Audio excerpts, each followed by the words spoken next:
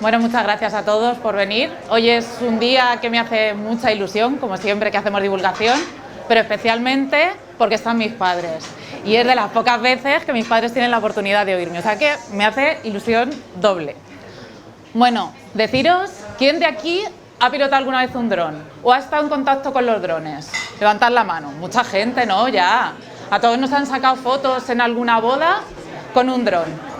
Son muchas las noticias que nos llegan, por ejemplo, de Amazon, que nos van a llegar los mensajes a nuestra casa con drones. Pero yo, a lo largo de la charla de hoy, os demostraré que esta tecnología todavía está un poquito lejos de eso. Hace un par de meses, El País publicó una noticia que hacía referencia a unos drones sin piloto que iban a actuar a modo de taxis en Arabia Saudí. Pero, sin embargo, la inquietud del ser humano por la fotografía aérea no es algo nuevo.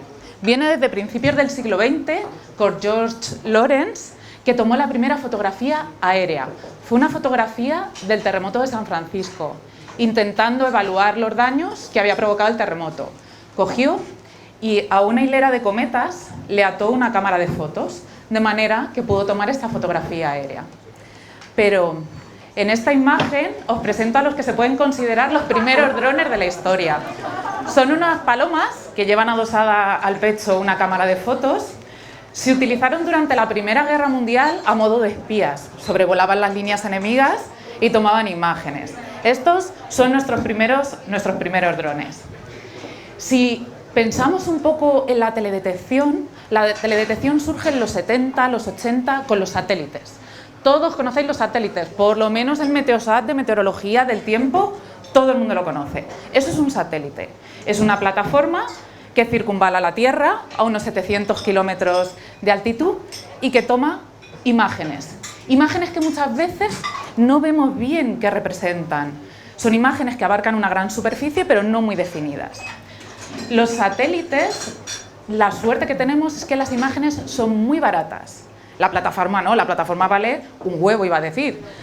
Las imágenes, si entramos en la NASA, entramos en la ESA, son gratuitas. Tenemos también que la resolución espacial que nos dan los satélites es lo que llamamos una resolución espacial baja. ¿Qué quiere decir resolución espacial? Pues que si hacemos zoom, el píxel, el tamaño más chiquitito de cuadradito que vemos, es de 100 metros cuadrados. Eso es la resolución que nos da un satélite. Y por eso decimos que es baja, porque el tamaño de píxel es muy gordo. Los satélites también tienen, por contra, que tienen una resolución temporal. Tú no puedes decirle al satélite cuándo pasa. Eso va circunvalando y suelen pasar alrededor de cada 6 días. Si tenemos nubes por en medio, no vemos nada de la superficie. Si bajamos un poquito más en altitud, tenemos los aviones. Los aviones que transportan cámaras y toman imágenes. Aquí ya podéis ver, se puede intuir un poquito mejor esa imagen que tomaba el satélite, en que a lo mejor aún nos cuesta adivinarlo. Estos aviones son muy caros. Los pone en marcha el IGN, desde el Ministerio. Pensad lo caros que son, que el IGN hace vuelos cada 3 o 6 años. O sea, poner en marcha estas operaciones son carísimas. Si habéis entrado alguna vez en el catastro, en el SIGPAC, incluso mirando vuestra casa, son estas imágenes. Y por eso la renovación de las imágenes es tan lenta. Luego tenemos que las cámaras que van embarcadas son de muy alta calidad. El siguiente nivel que tenemos ya es el nivel de tierra, sería el del observador. En este caso, una viña en espaldera. Las viñas en espaldera son esas que van conducidas por hileras metálicas y están de pie. Y hace algo más de una década surgen los drones, con aplicaciones no militares. Los drones tienen un coste claramente decreciente. Conforme avanza la tecnología, el valor del dron disminuye. La resolución espacial es alta o muy alta. Estamos hablando ahora de que el tamaño de píxel es de 1 centímetro. Pasamos de esos 100 metros cuadrados de los que hablábamos con el satélite a 1 centímetro cuadrado. Tenemos también que podemos tener limitaciones de vuelo por las condiciones del clima, como vamos a ver más adelante. Y luego estamos inmersos en cambios legislativos constantes. ¿Qué tipos de drones tenemos ahora mismo disponibles? Tenemos las alas fijas. No sé si alguna habéis visto una ala fija. Una ala fija es un dron que es como un avión, que va planeando, se tiene que lanzar con una lanzadera o de forma manual y aterriza igual. Recoge más superficie que el dron que vamos a ver a continuación, pero tiene por contra que se balancea mucho y las imágenes que nos da regulinchi. Tenemos aquí otro dron, este es el otro tipo de dron, un cuadracóptero de despegue y aterrizaje vertical. Pongo mi foto no porque me guste salir en las fotos, sino para que veáis el tamaño del bicho. El bicho se llama Microdrones MD4000 y tiene una envergadura de rotor a rotor de 1 metro, una autonomía de vuelo de casi 45 minutos y es capaz de volar durante 40-43 hectáreas sin parar. En otra magnitud, en otro orden de cosas, tenemos este dron también, otra vez con mi foto para que veáis lo chiquitín que es. Este es un Mini 2. De este ya sería el que podríamos decir que podemos transferir esta tecnología a los usuarios finales. De hecho, me consta que hay gente que le gusta la fotografía y que ya tiene este tipo de drones. Son muy fáciles de manejar. En cuanto a las cámaras que pueden embarcar, primero me gustaría haceros una pregunta. Y madre mía con los nombres que conozco en la sala. Por ahí los estudiantes se agachan. Pero así, al azar, un nombre al azar, Llanos Carrión, por ejemplo. Llanos, ¿de qué color ven la vegetación? Los almendros, ¿de qué color son? Verdes. Los almendros son verdes, todo el mundo diríamos lo mismo, ¿no? Esto es porque la radiación, el visible, incide en la vegetación y el que más se refleja es el verde, el que más reflectividad tiene es el verde, por eso vemos los árboles de color verde. Bien, bien. Pero tenemos otra longitud de onda que no vemos, que se llama infrarrojo cercano y que nos da un montón de información de la vegetación. Es muchísimo más útil que el verde. Más infrarrojo, más verdor y más vigor. Fijaos, Alberto Nájera, me toca chafarte la manguera, lo siento, con el espectro electromagnético.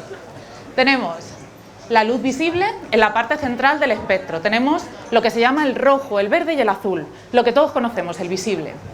Hacia longitudes de onda más chiquititas tenemos ya lo que se llama radiación ionizante, la que hace daño a las células. Por ejemplo, el ultravioleta, que conocemos todos por la radiación solar.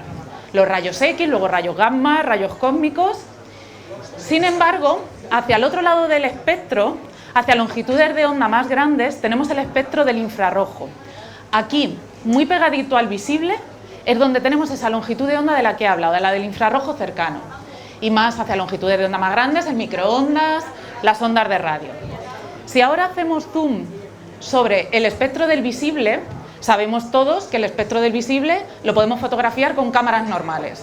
Esta es una Alpha 6000, la que lleva el dron grande, es una cámara, las que llevamos en los móviles. Pero sin embargo, si queremos fotografiar el infrarrojo, ese que no vemos, necesitamos un tipo de cámara diferente, lo que se llaman cámaras multiespectrales. ¿Y cómo son? Tienen esta pinta y funcionan de la siguiente manera. Tienen diferentes lentes y cada lente captura una longitud de onda diferente. La que tenéis aquí, el rojo, el verde, el rojo borde y el infrarrojo cercano. Fijaos en este gráfico así un poco marciano que os pongo. En el eje de las Y es la reflectividad, eso que nosotros veíamos con mucha intensidad. Aquí en las X diferentes longitudes de onda y diferentes vegetaciones. El pasto en verde, los nogales en azul, el abeto en violeta. El azul, el verde y el rojo, el visible se comportan así. El que mayor reflectividad tiene es el verde, por eso lo vemos verde. Pero sin embargo, si nos centramos en el infrarrojo, si avanzamos en las longitudes de onda más grandes, vemos que el infrarrojo es el que más fuerza tiene y el que nos da la huella de esa vegetación.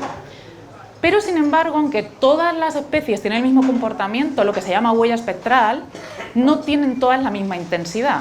Evaluando esta intensidad, podemos distinguir un cultivo dentro de otro.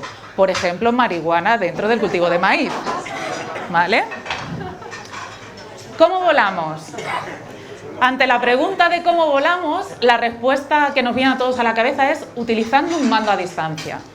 Pero solo aterrizamos y despegamos de forma manual porque son las operaciones más delicadas. El resto va todo en automático. Para volar en automático, nosotros planificamos un vuelo, se lo metemos al dron y vuela pues un poco así como eso que nos cuentan que hacen los pilotos de los aviones, que ponen automático y se duermen. Bueno, lo primero que tendríamos que elegir sería la cámara. ¿Qué cámara? Cámara en el visible, cámara multiespectral, ¿qué resolución queremos? Grande, pequeña. Y después planificar el vuelo. Para planificar el vuelo lo más importante es conocer el área de vuelo, porque si no nos puede pasar esto. Muchas veces, antes de salir al campo, miramos en Google Earth y no vemos nada, pero nos encontramos con esto, con líneas de alta tensión que no vemos a simple vista y sin embargo están presentes. Hay que conocer el área de vuelo.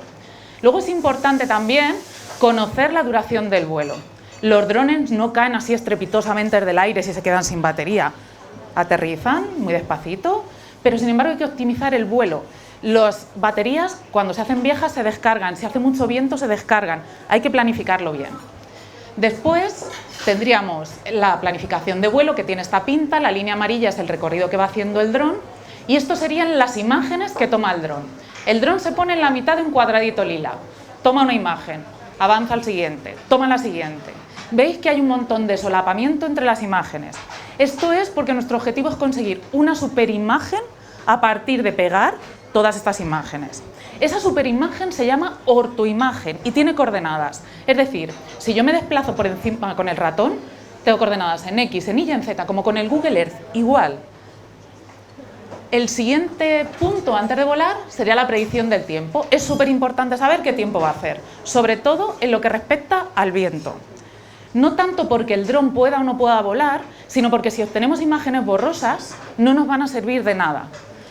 Lleva mucho esfuerzo salir al campo, volar, si no hace bueno, no salimos. Os he dicho antes que las imágenes había que ponerles coordenadas X, Y y Z. ¿Eso cómo lo hacemos? Los hacemos colocando unas dianas en campo. Esto es una imagen de una viña en espaldera a 80 metros de altura. Eso que veis bajo el círculo rojo es una diana. Voy a hacer zoom. ¿Os suena de algo la diana?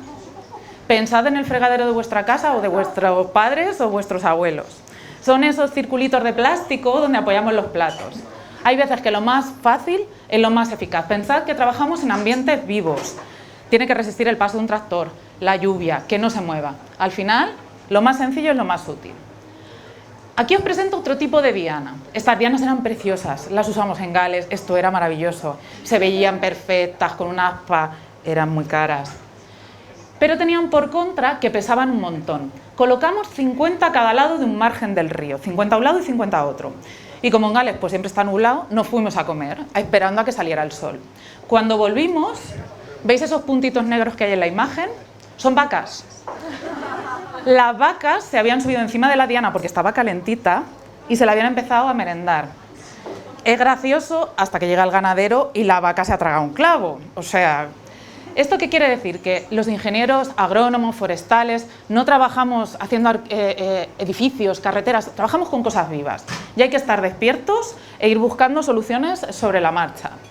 Lo siguiente sería la ejecución del vuelo. Cuando vamos a volar van siempre dos personas, uno con el mando a distancia siempre en la mano y otro mirando la pantalla de un portátil que nos llevamos para ver el recorrido que va haciendo el dron, la velocidad de vuelo, el número de imagen que toma, controlando que todo vaya bien. Después de eso, llegamos al despacho.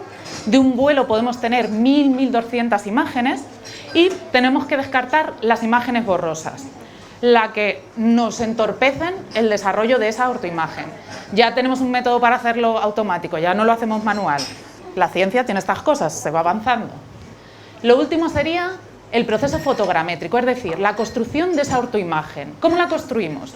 Metemos las imágenes individuales con las dianas en un software, las pega todas juntas y nos hace esa ortoimagen.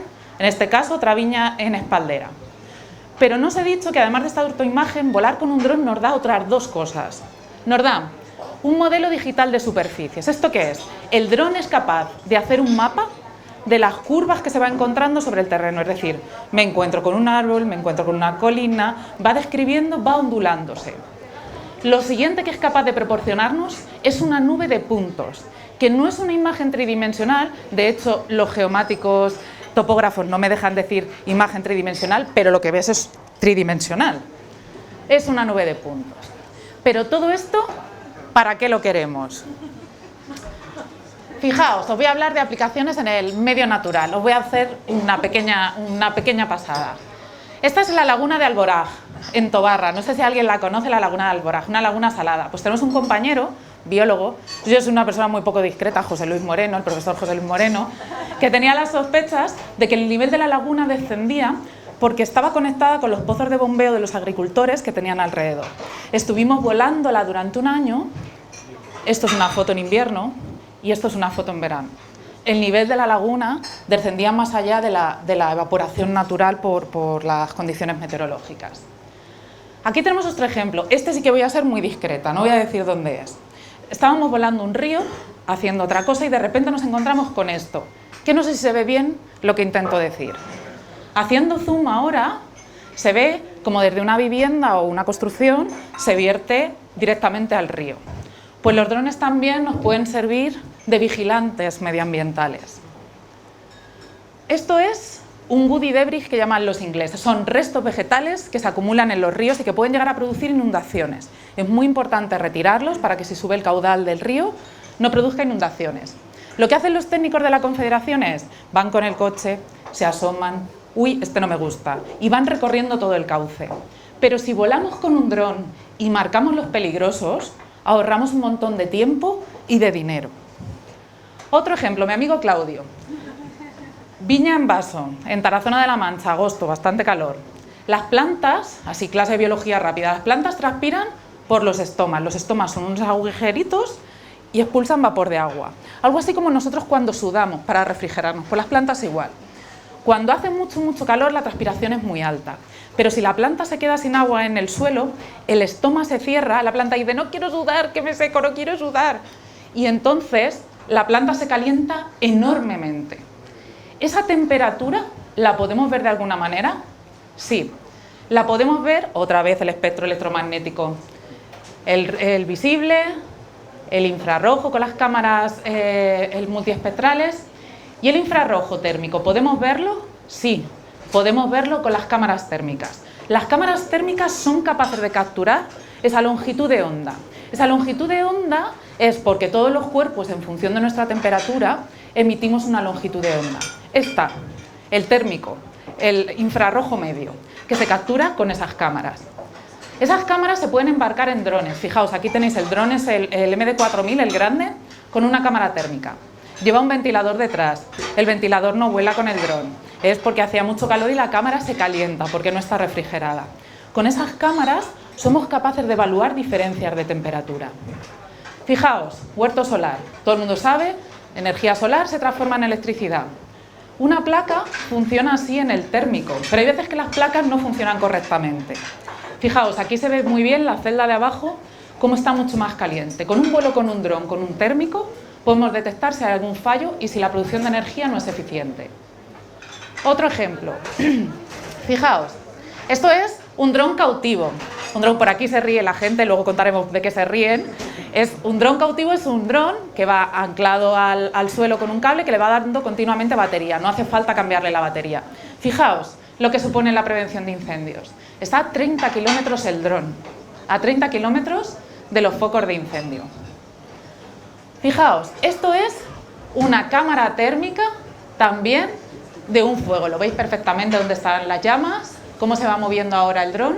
Y fijaos, abajo a la izquierda de la imagen se ve un camino donde se van a ver las rodadas mucho más frías que el resto de la imagen. Aquí tenéis la imagen de la que procede. Fijaos la diferencia entre una imagen térmica y una imagen en el visible. Real si queréis, pero bueno, real son las dos cosas. ¿Vale? Ahora hablando un poco de seguridad en el medio rural. No voy a volver a incidir sobre la marihuana, los campos de maíz, vale. Pero sí que voy a hablar del uso de cámaras térmicas en la detección de cultivos ilegales en viviendas. Sabéis que la Guardia Civil tiene, más allá de los dispositivos para ver estos cultivos en el visible, puede hacer uso de esas cámaras y lo que detecta es este tipo de instalaciones. Es decir, embarcar cámaras térmicas en vehículos aéreos permite detectar zonas mucho más calientes por cualquier tipo de consumo. Fijaos, Los drones también son una herramienta súper útil en los accidentes de tráfico, accidentes o incidentes. Nos permiten llevarnos una fotografía y con esta resolución, ese vuelo está hecho a 80 metros. Se ven perfectamente las rodadas, cómo ha sido el giro en el coche. Es una herramienta utilísima, igual que en las escenas de los crímenes. Os he dicho antes que nosotros nos podemos llevar una imagen tridimensional. Si esto no lo llevamos al despacho, tenemos la imagen del crimen perfectamente durante mucho tiempo para poder estudiarlo. Y ahora, en cuanto a otros usos, otra pregunta. ¿Alguien sabe lo que es esto? ¿No? ¿Alguien lo sabe? ¿Sí? No, a ver si digo otro nombre al azar, decir algo. Le hago zoom. Esto es una placa de hielo y los puntitos negros que veis son focas. Nos lanzaron un poco el desafío de si éramos capaces de hacer un recuento de estos animales desde el aire, porque como imaginaréis, hacer un conteo en superficie es bastante complicado. Y sí, discriminando colores, fuimos capaces de hacer un censo de focas. Y ya relacionándolo con la primera imagen que os ponía de George Lawrence, los drones son súper útiles en las catástrofes. Cuando quedan todas las carreteras y todos los accesos destruidos, volar un dron permite tener un mapa nuevo del terreno y poder hacer llegar la ayuda donde la necesiten. Y con esto termino la presentación. Muchas gracias. Muchas